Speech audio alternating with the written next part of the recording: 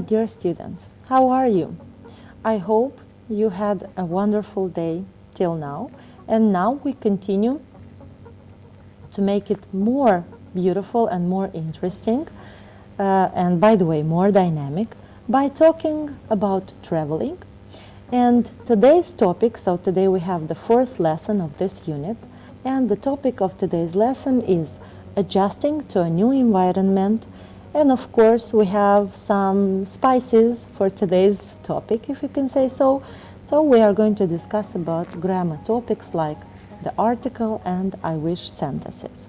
So if you are ready, you prepared everything in front of you, let us start. Look please at the screen and tell me please, what is their problem? So, as far as you can understand, the first person has a problem with the time zone, and the second person has the problem with the environment, the culture from another country. And these two phenomena are called jet lag and culture shock. But what are these?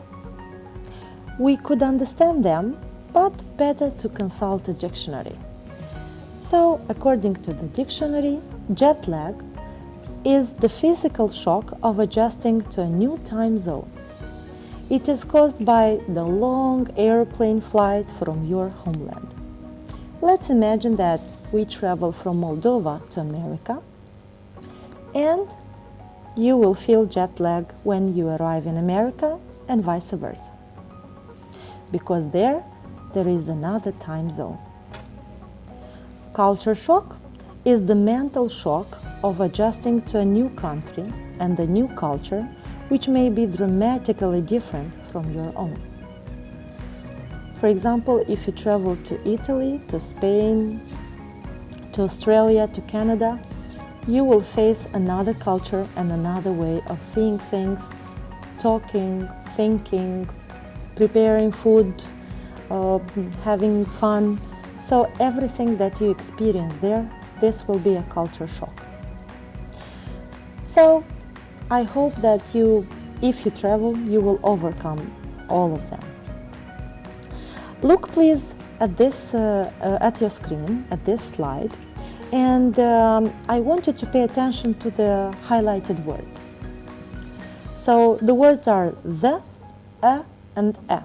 So the mental shock, a new country, a new culture. So I hope that you understood that today we are going to speak about article. And we know that there are two groups of articles, indefinite articles and definite article.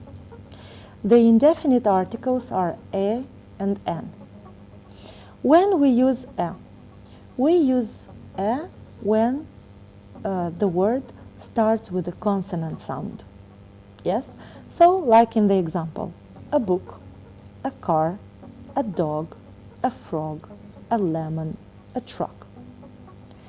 And we use the indefinite article an when the word starts with a vowel sound. Like in the example, an apple, an egg, an insect, an orange, an umbrella, an actor. But we should be very attentive, because the sound of the letter is very important. For example, when we pronounce a house, we can hear the sound h, a house. But when we want to pronounce the word our, h, the letter h, is silent. So that's why the word starts with a vowel sound. Our. That's why we use an hour. Another example is an uncle. Uncle starts with a vowel sound. But for example, a university, U sounds like a consonant. So that's why in the case of the word university, we have to use a university. These rules apply to all words after a or an, including adjectives, adverbs, and many other words. For example, a cold day, a very crazy person, an easy lesson, an interesting class. If you understood this, let us move on to definite article. The definite article is the word the. It is used before a noun to specify it as something previously considered. When to use the? We use the after you have talked about it the first time. For example, this is a dog. The dog is brown. Use the when the person you are talking to already knows what you are talking about. I'm going to the bank. There is someone knocking at the door. It must be the computer repairman. We use the when we talk about general places in nature like the lake, the mountains, the ocean, the beach. I love to camp in the mountains. Use the when you are talking about something that there is only one of and everyone knows about it. For example, the sky, the earth, the stars as a group. So, how many people are there on the earth?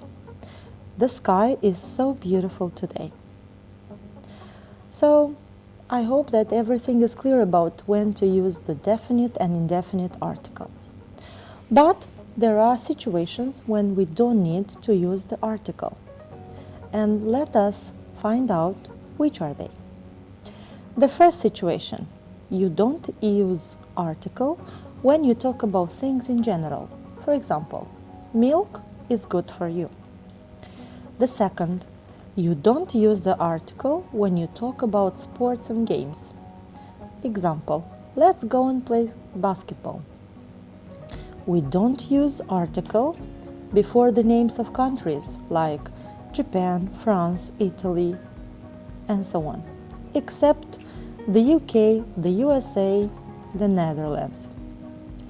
We don't use the article before the name of a language. We are learning English. We don't use the article before the names of railway stations when they are also place names. We don't use before the names of meals. For example, they invited some friends to dinner. And the last rule is we don't use the article before the noun plus a number. For example, the laboratory is in room 6 on the 3rd floor. So, if everything is clear, let us do some practice. So we need to move a little bit, not to get bored. Supply the articles where necessary.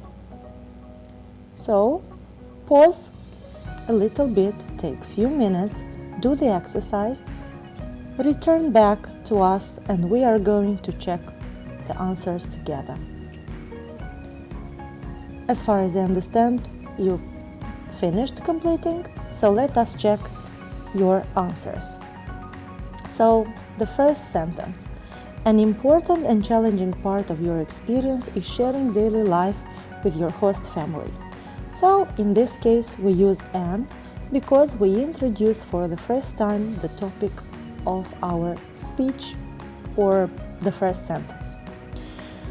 The next, they want to share their life with you and hope that you will become a member of their family. We use a to show one member. The US family unit may include mother, father, and their children. So we use the because we speak about the United States of America, and we don't use an article before mother because they are general words. The next sentence. Today, in the USA, about 50% of families are single-parent families. We use the before the US. The same case that we used in the previous sentence. We don't use an article for families because this is a general word. The next one. Grandparents or other relatives rarely live in the same house as parents and children.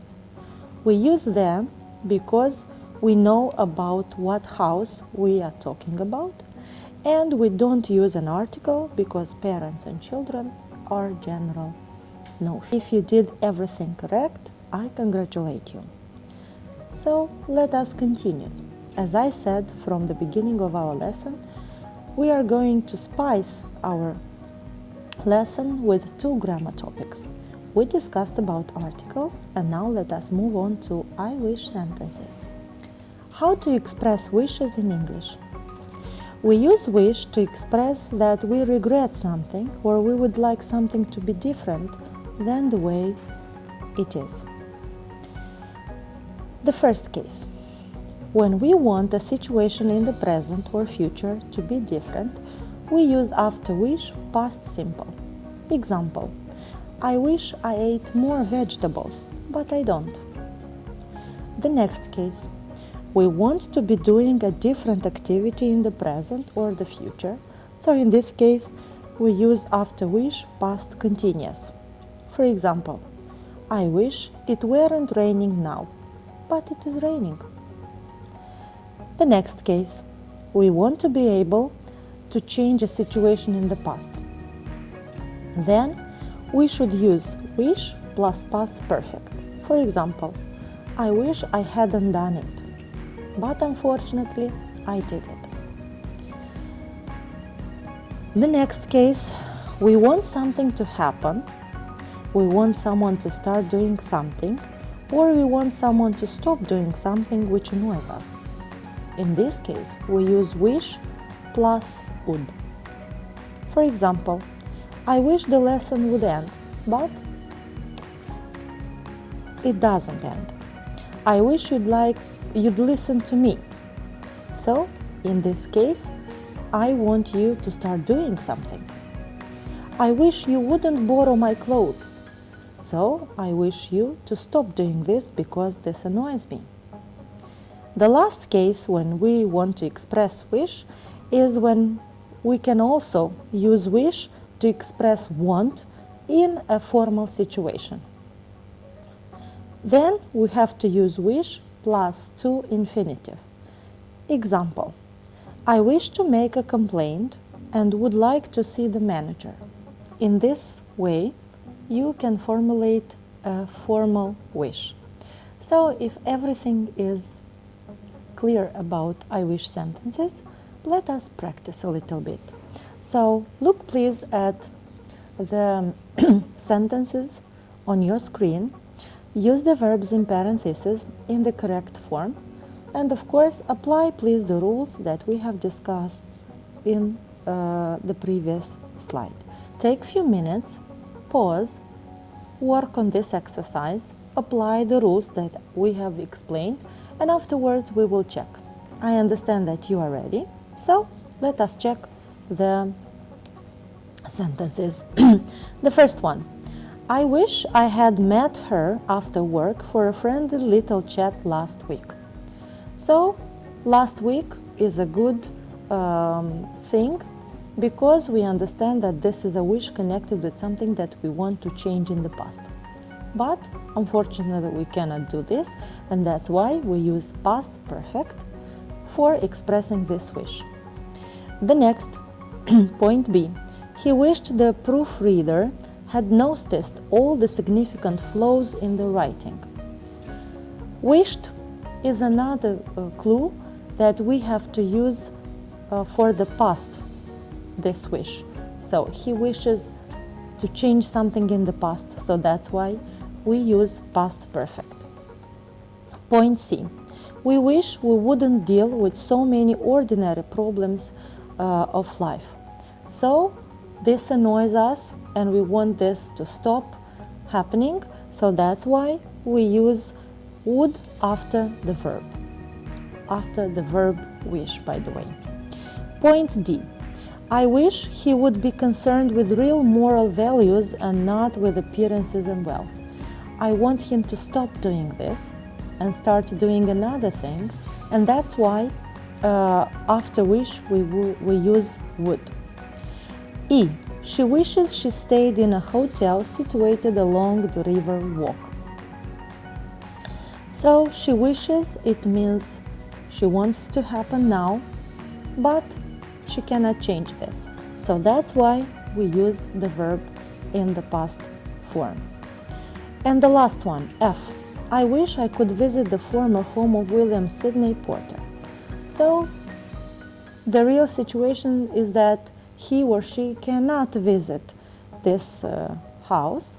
So that's why we use the verb can in the past form could. So if you did everything correctly, or even if you have some mistakes, don't worry. You will perceive and you will insist on doing well, you are going to have results.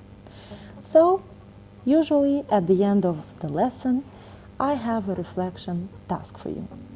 So the task for your reflection moment is, if you compared an American family and a Moldovan family using the Venn diagram, what would you mention? Thank you very much for your attention. This is all for today. Have a very nice day, and don't forget to stay home and learn English. Bye bye, see you next time.